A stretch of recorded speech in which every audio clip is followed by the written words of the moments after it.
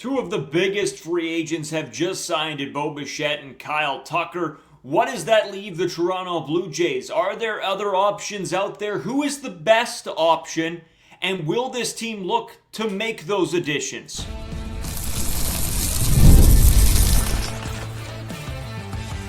You are Locked On Blue Jays, your daily Toronto Blue Jays podcast. Part of the Locked On Podcast Network, your team every day. Welcome back to Locked On Blue Jays. We're part of the Locked On Podcast Network. Now the #1 sports podcast network. Your team every day. As always, I'm Brayden Iwasko. He's Carter First. You can find us on Twitter, Brayden5 Iwasko. Carter First, too, as well on our main Twitter account at Locked On Jays. We post a lot on all of those. Appreciate everybody being with us for this episode. A lot to talk about.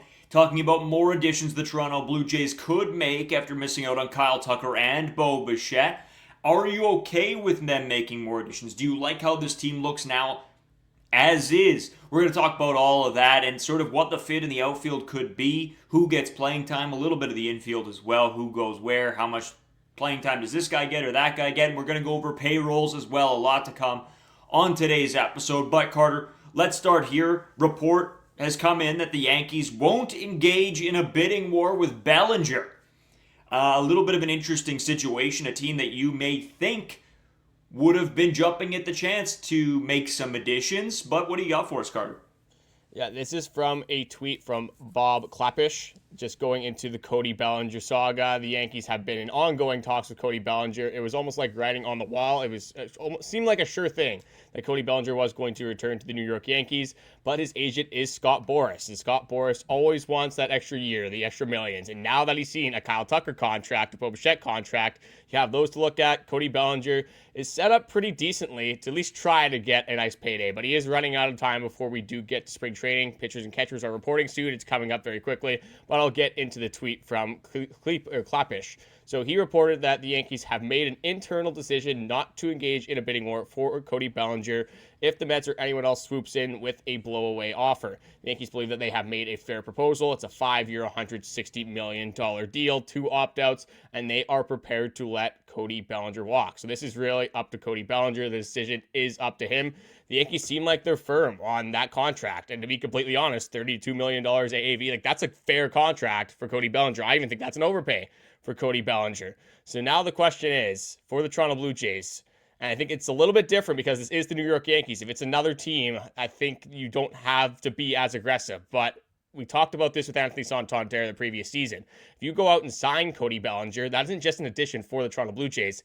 That's an automatic subtraction from the New York Yankees, and there is really nowhere else to pivot, because if it's not Cody Bellinger, there is some other options, but nowhere even close to what Cody Bellinger would bring a baseball team. This dude had 29 home runs and 98 RBIs at the Yankees last year.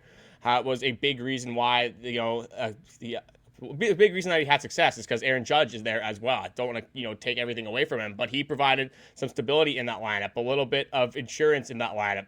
You couldn't just avoid Aaron Judge. You still have to pitch to Cody Bellinger and some other players as well. So Cody not being in that lineup would be very beneficial for this Toronto Blue Jays team. The question is, are the Toronto Blue Jays willing to fork over that longer-term contract like they were talking about with Kyle Tucker? Kyle Tucker and Cody Bellinger, very different players. Cody Bellinger going to be 30 years old, had a very good season with the Yankees, but there's still some uncertainty with Cody Bellinger and his game.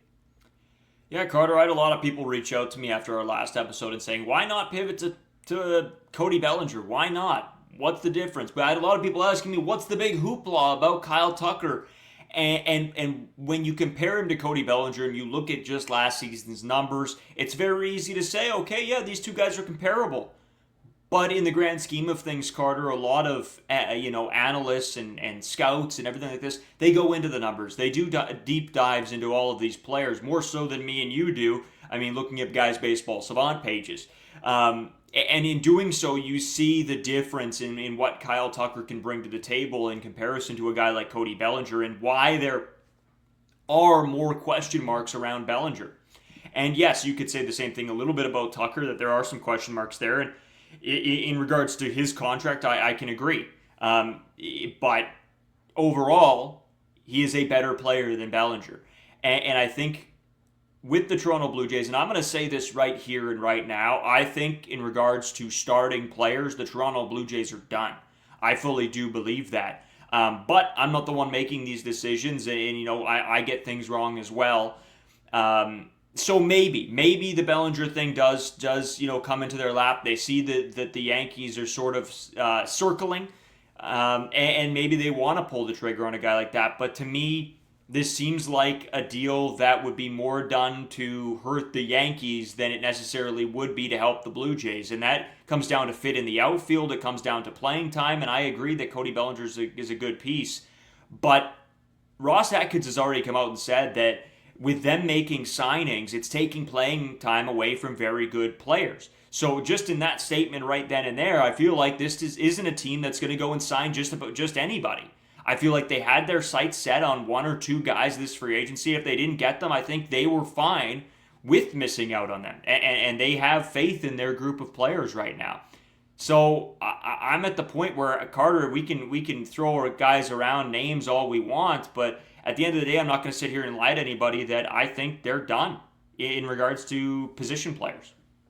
Yeah, I think you're understating Cody Bellinger a little bit. Like, it's definitely hurting the Yankees, but it doesn't not help the Toronto Blue Jays. That's not what I'm saying. That's not what I'm saying. Well, you said it's more of a move to hurt the Yankees than to help the Toronto Blue Jays. Cody Bellinger helps the Toronto Blue Jays. I think it is. Because they're not going to go out of their way to sign a guy for $160 million when you still want to get Addison, Barger, Anthony Santander, Daulton, Varsho, Davis, Schneider, Nathan Lucas all playing time if the guy's not blowing you out of the water. I'm not losing sleep about Nathan Lucas, Davis Schneider losing playing time. If you have I'm not either, but that's what the organization said. They said that they have players that they're comfortable in. That doesn't mean they're still not going to add. Like, they were willing to pay Kyle Tucker. Again, it's a different baseball player, but it's the same positional values. And I still think this team does need an outfielder because we can't just look at this season. Daulton Varsho is a free agent. George Springer is a free agent. There's two guys right there. George Springer is kind of just a DH at this point. Will have a little bit of outfield time, but those are two guys that are taking up, we'll say, 2 spots out of the 4 with the 3 outfielders and a DH. You get Cody Bellinger, assuming that's more than a 1-year contract. Like, you have a center field spot that might be open. You have a left field spot that's going to be open. It's really just Anthony Santander. Nathan Lucas will be around as well. But Nathan Lucas is a good player, but he's not a guy that I need to see Nathan Lucas in this lineup absolutely 100% for this 2026 season. I think the point now that we're looking at is with Cody Bellinger, if he didn't have such a bad season of 2021, 2022, just not good seasons for Cody Bellinger, I think this dude would have been paid already because he's been very good over the last few seasons. An unbelievable season with the Yankees. Was good in his Cubs time as well. Just after his 2019 season, just kind of fell off a little bit. And I think that's where a lot of this uncertainty is from. Being 30 years old, trying to get that 5, 6, 7-year contract as well, does pose a little bit of issues. But Cody Bellinger, like this, again, I just said this dude had 29 home runs, 98 RBIs. This isn't a Yankees lineup that is a very good lineup. The Toronto Blue Jays lineup is a very good lineup as well. It's a dude that's very good defensively, can run the bases, doesn't strike out a whole lot, walks a ton, fits the Toronto Blue Jays mold. And you need that left-handed bat. You can argue this team definitely still needs a left-handed bat, especially at the top of that order. Cody Bellinger being a left-handed bat does, for some reason over the last couple of years, have better splits against lefties compared to righties, but he's still a productive hitter against right-handed pitchers. So it's a lot of money to give up for Cody Bellinger, and I think the Toronto Blue Jays will definitely be listening, but I don't think this is like a Mets situation where it's, oh no, we missed out on Bo Bichette and Kyle Tucker. We need to panic and now go, give Cody Bellinger $200 million just to ensure that you do get an outfielder. Cody Bellinger makes any baseball team better, but there is some risks when you're looking at Cody Bellinger, what he's going to produce, especially in the long term, if the Blue Jays were willing and open to signing that type of deal. Yeah, and that's what I mean. I'm not saying that Cody Bellinger is a bad baseball player. Like, I don't know how that got a little bit construed. It was more so the fact that where do you play guys? You sign Okamoto, you want to find a spot for Addison Barger. They're obviously very high on Addison Barger. He's probably not getting a ton of infield time, so that means you push him to the outfield. You need to find time for him. You need Anthony Santander in the lineup on a day-to-day basis if you want him to be reach the level that debatably he can reach. Daulton Varsho is your everyday center fielder. It's just pushing another guy out. And I'm not necessarily talking about Nathan Lucas, but it might come down to Addison Barger.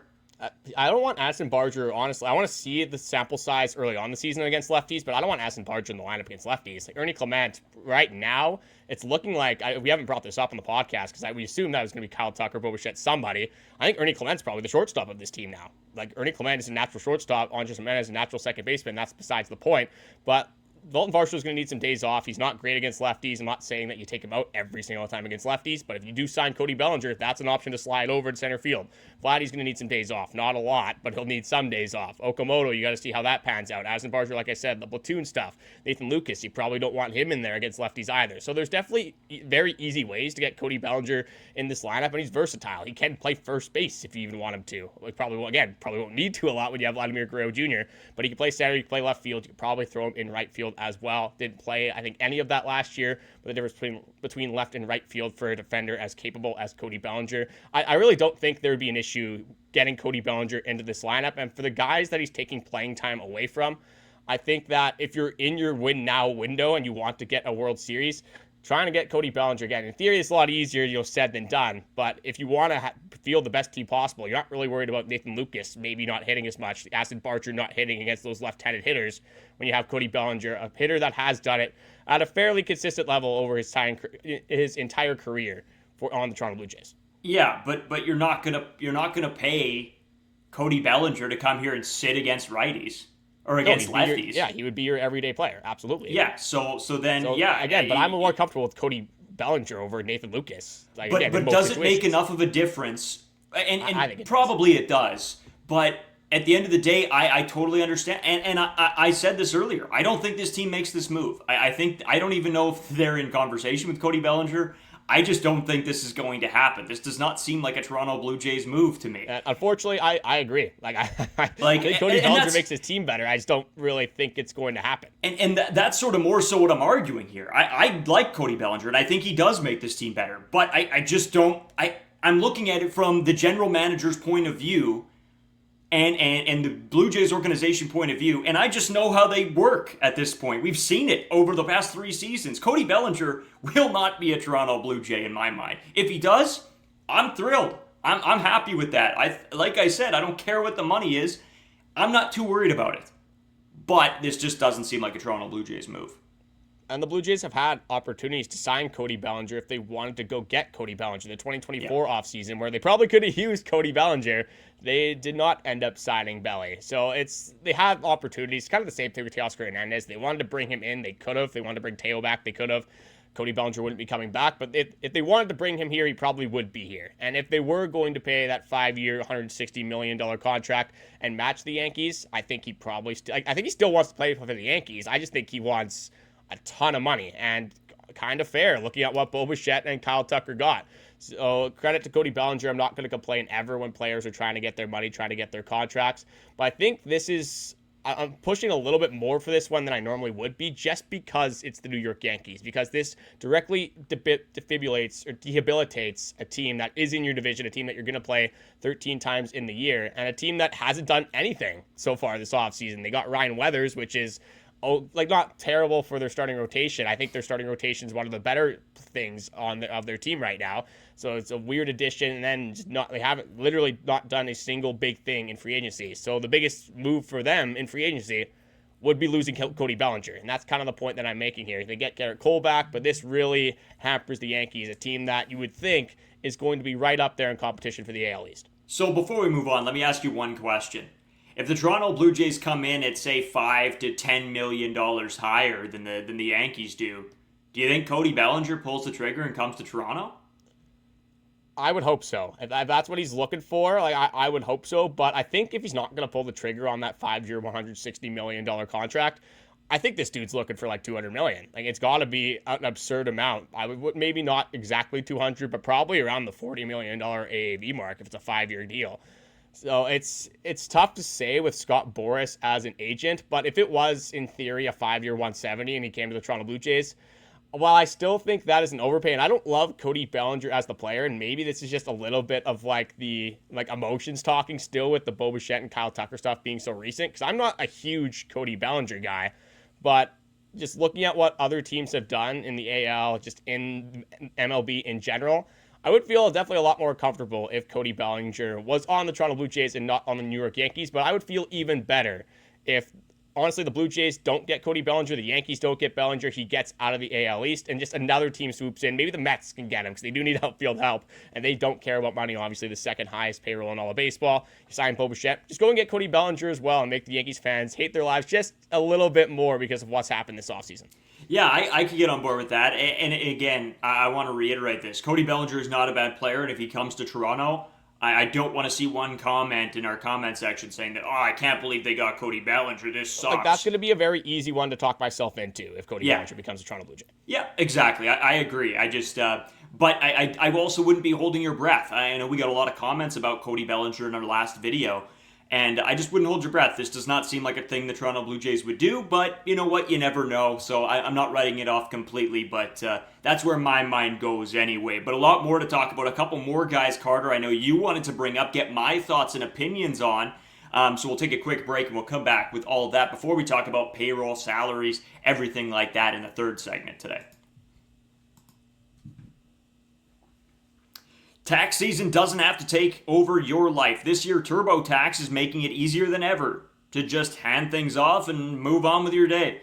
With TurboTax Full Service, you can have your taxes done for you by a trusted local expert start to finish without the stress of guesswork. Tax season is like one of my least favorite things of all time because we have a podcast, and apparently nobody knows how to actually tax a podcast properly. So it is a huge pain, and I if any of you have your own businesses or even just don't like doing your taxes, I'm telling you guys, get in with TurboTax. It really does make things that much simpler. Me and Carter have now gone and done it, and it was so much more quick and painless than any other way. I know there was one day me and Carter, I think it was last year or 2 years ago, we're sitting down and we were both doing our taxes at the kitchen table, and it was just, I looked at him and I'm like, dude, I don't know what I'm doing. So make sure you check out TurboTax. Make it easier on yourself. For a limited time, you can have your taxes done by a local TurboTax expert for just $150 all in. If a TurboTax expert didn't file for you last year, just file by February 28th. Take taxes off your plate and get back to your life. Visit turbotax.com/local to book your appointment today. So Carter, continuing on, I know you had a couple extra guys you wanted to throw in, maybe get my feelings and opinions and thoughts on, and I'm sure you'll have your own as well if I know you. So why don't you kick things off, throw one at me, and sort of we'll see what gets around the horn here. Yeah, there's a lot of talk about, are the Toronto Blue Jays going to pivot? Should they pivot? Do they have to make a reactionary move because they missed out on Bo Bichette and Kyle Tucker? Before I do get into that, I just wanted to bring up the Everydayer Club one more time. You guys have the option to have a $5 membership. You get ad-free podcast membership or access to our Discord. We're going to be heavily active in there, talking a lot about the baseball season, hyping up hopefully what is a very good season for the Toronto Blue Jays. So we would appreciate it a ton if you guys go check out that link in the description and do sign up for a membership. But there is a few guys on the Toronto Blue Jays, or that could come to the Toronto Blue Jays, that I think could make this team better. I think the biggest issue is, at least with Cody Bellinger, is a ton of money. If you get some of these other players, you probably won't have to break the bank. But then there's the issue of, is what you have in-house going to be a better option of signing some of these players? So with this one, I think it's no question that this guy would obviously help the Toronto Blue Jays coming off a 49 home run season. This one is a little bit of a cop-out. I think a lot of teams could use this player, especially on the offensive side of the ball, and that is Eugenio Suarez. Again, ridiculous offensive power. A guy that's probably going to wake up and hit 30 home runs for your baseball club that would have led the Toronto Blue Jays. I believe George Springer was at 30 as well, so it would have been very close. And that's an average season for Eugenio Suarez. So the bat, there's really not a lot of questions. He's going to strike out a ton. Like, that is going to be an issue. He's probably a guy that's in the number 5 spot. It's going to be a home run, a double, a walk, or a strikeout. But that's something that I would be okay with. Not the greatest defender at third base. Luckily, you'd either have Andres Gimenez or Ernie Clement at shortstop. Those are two very good infield defenders, so that would help him out a little bit. And the Toronto Blue Jays are known to like their defense, so I'm not exactly sure what the fit is. The contract is looking like it'd be around a $15 million AAV, maybe slightly higher, coming off of a massive season that he had with the Diamondbacks and then the Mariners after the trade deadline. But that is an appealing option, especially for the people that, just look at the basic numbers when it comes to baseball, the home runs, the RBIs, the stats that people like to see, especially like to watch. It's really fun to watch home run hitters, obviously. But how would you feel about Suarez signing with the Toronto Blue Jays and just the fit overall with the team? Yeah, I like this. I like Suarez. I do. I just, again, when we're talking about the Toronto Blue Jays and my knowledge of how they are going to go out and build a roster, a guy that just I would have a tough time seeing in a Toronto Blue Jays uniform. And that comes down to the fact that not only is this infield already crowded and now you're wanting to put a pretty bad defender in there as well. Now, if this was, you know, next year where you have George Springer coming off the books, and maybe if you didn't have Santander, I could absolutely see this happening and going through. You know, you play him as your everyday DH, and there you go. You don't got to worry about the defense. You get his bat in the lineup, absolutely. But right now, with having George Springer already, and if his defense is really not good, you don't have that option to then go and shift him. And with Santander being probably going to be moved into a more full-time DH role next year, I just this signing just wouldn't make a whole lot of sense to me, even though I do really like the home run power and the bat itself. That's one thing people are worried about, missing out on Bo Bichette and Kyle Tucker, is the offense. Suarez would immediately fix that offense, but I completely agree. The fit just doesn't really make a lot of sense. I think it's mostly because of the Okamoto signing. Like, where are you going to place a lot of these players if Suarez was on this team?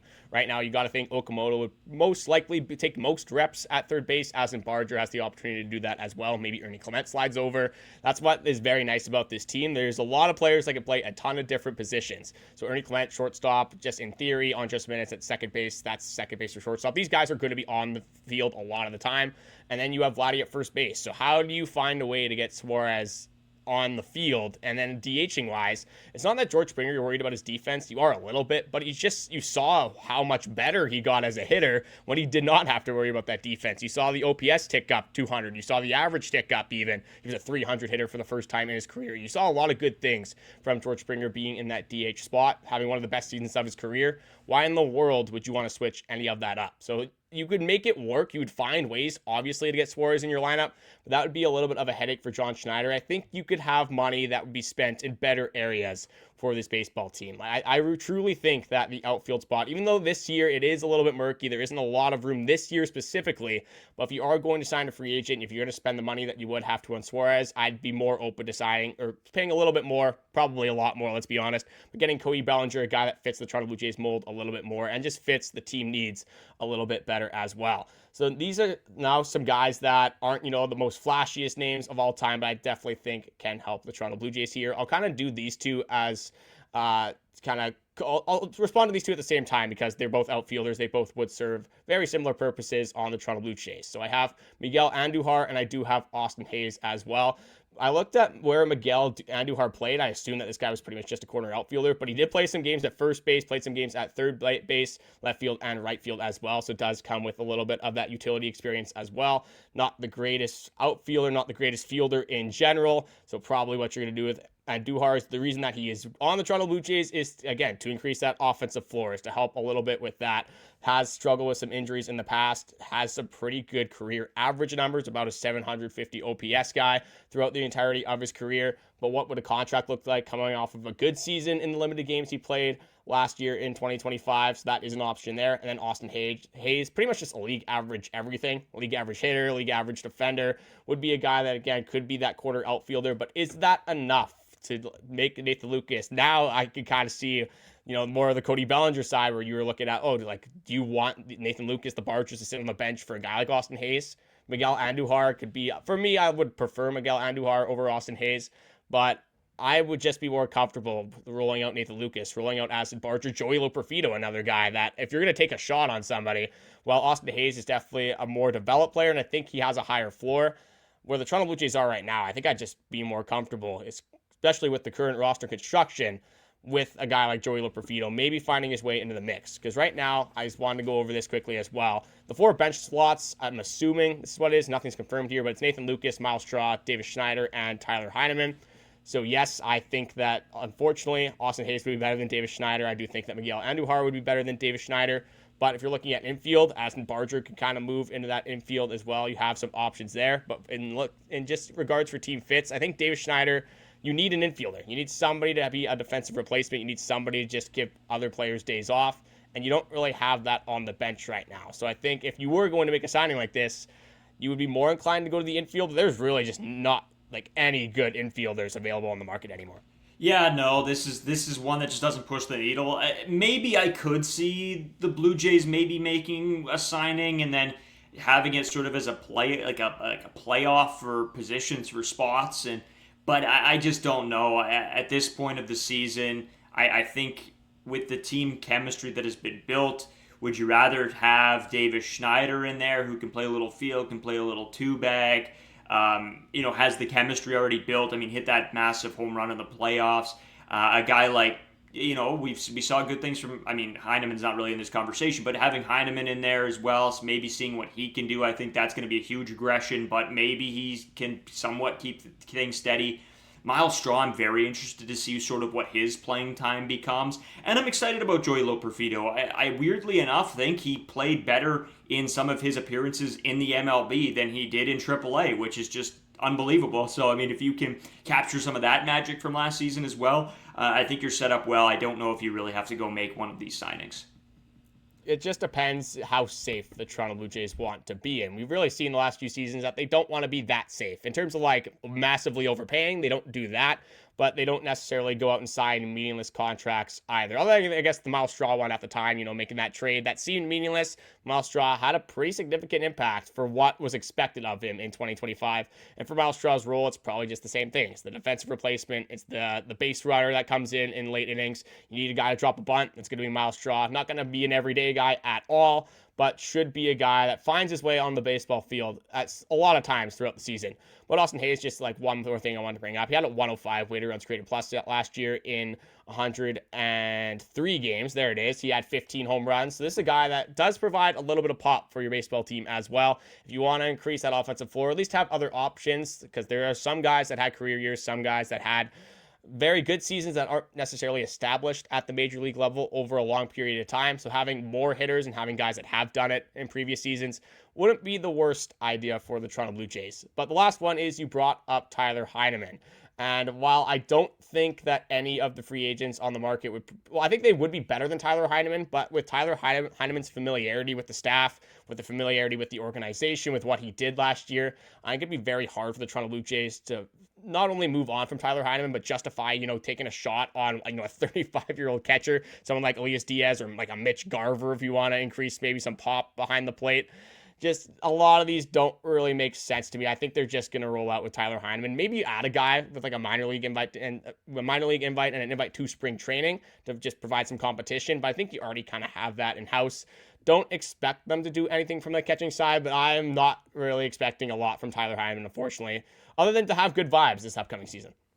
I'm very interested in this backup catching. You brought up a guy like Mitch Garver, who I'm actually super interested in, but would he be willing to take a backup role, play very few games here and there? What would the contract look like? So it's all pretty iffy, but I think if that was a possibility to get a little pop in that, I would be here for it. I would listen to it, and I'd probably be pretty thrilled about it.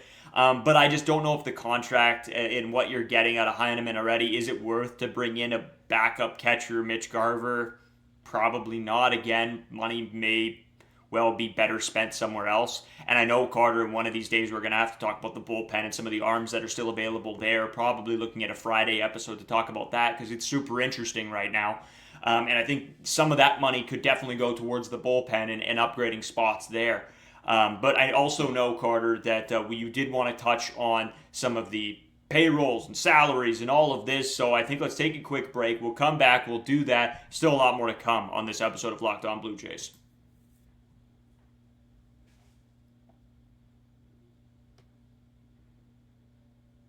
All right, Carter, I know, there's been a lot of conversation about payroll and what has been happening this season with the Dodgers going out and making some crazy signings. The Mets I won't say overpaying, but overpaying for Bo Bichette. So, Carter, what are we looking at? Can you give me like a top 5 or top 10 to react to in terms of payroll and sort of what the disparity is in funds there? Absolutely. But I'm going to start this off by saying one of the reasons that the Blue Jays won't sign Mitch Garver is because he's horrible at defense. Just another thing that Tyler Heineman's really good at is the floor with his defense is going to be above average. With Mitch Garver, you're not really going to get a lot of defense. He's going to be there as more of a pop guy, maybe a late in the game pinch hitting option, which the Toronto Blue Jays, I guess, didn't have, also did have, depending on who was in the game. Nathan Lucas had some pretty good pinch hit appearances, one of the better pinch hitters of 2025. But we will move on to some of the payroll stuff and not, talk about the backup catcher on the Toronto Blue Jays, even though that could be a significant role, barring, anything crazy happening here in 2026. But with payrolls, believe it or not, probably the craziest thing I've said in this podcast in the entirety of us doing this, the LA Dodgers are number 1 in the league in payroll. Who would have thought? 400, and this is all projected because there still is some stuff to go on. Arbitration hearings, free agency isn't technically over. There still could be some signings as well. But the Dodgers projected $413 million payroll.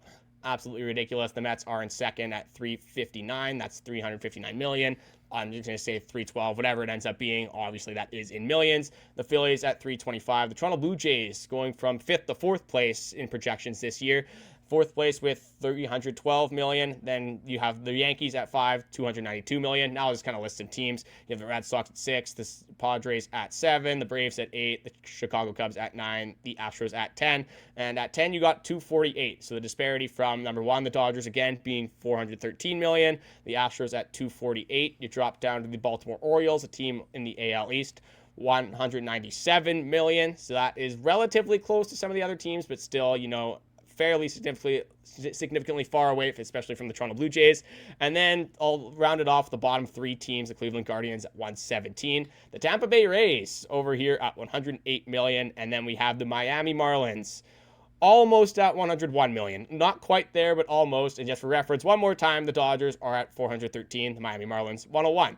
A little bit of disparity there. We can't really complain as Toronto Blue Jays fans because we are the 4th highest payroll team in all of baseball. Still over $100 million behind the Dodgers. We can't complain about payrolls though. Every team does have the ability, or at least the option, to spend that much. Maybe not the ability. The Toronto Blue Jays have the ability to do that. They just haven't, unfortunately. They haven't gone out and paid those contracts that the Dodgers had and have. But it's tough to see that, even though there is only 3 teams, it's tough to see that there are teams that are spending more than your team. But it is nice to see Toronto Blue Jays throwing the most money around in the AL East. Yeah, I mean, that's just insane. Like, I feel terrible for Tampa Bay Rays fans. I mean, we talked to the Tampa Bay Rays Locked On host, I guess that was at the beginning of at the middle part of last season, I want to say. And the guy just looked defeated. Like, I felt horrible. And if that's how the Marlins fans are feeling and all those teams, I understand, when we have the lockout conversations and those guys are probably the first ones to say, hey, we need something. And I understand when your team's spending $300 million less than the Dodgers, that is pretty tough to compete no matter who you are. I mean, the Kyle Tucker contract, like, they just signed $60 million AAV. Yeah, it's more. That's 60% of the Marlins' entire payroll. Plus the luxury tax. So technically, Kyle Tucker cost them more this season than the Marlins' entire payroll. It's absolutely incredible. Again, you can't fault the Dodgers at all. You can definitely fault the Marlins, though, because what in the world are they doing? Only spending $101 million. Just really nobody on their team that... It's like, just thinking of the Marlins, like, who would you want from that team right now on the Toronto Blue Jays? Like, Yuri Perez, like, they have some guys. I would have said Edward Cabrera. He got traded. Sandy Alcantara, I'd take, I guess at this point, it's a flyer. Hasn't really found himself since that Cy Young season. Not a lot of players that you would want from a Miami Marlins team right now. No. And that's described clearly in their payroll. I mean, it's a great point, Carter. It's a great point. Hey, we want none of your guys. As always, guys, thanks for tuning in and listening to this the podcast every single time it comes out. Again, start of February, we're back to 5 days a week, so we'll be with you guys Monday to Friday. We'll have some fun. We got a lot of content still to come. We got to get our Hot Takes episode in, as you guys always seem to enjoy those when we get the band of boys together and have a big conversation, see who we think is out of their minds. Shout out Dallin Wilton from last season, who said that the Toronto Blue Jays would make the World Series. They were one bullpen arm away, and we laughed at him. And look where we are now. So shout out to him. But we'll be back with you guys. Check us out. Hit the subscribe button. You can check us out on Instagram, TikTok, Twitter, whatever you want to do.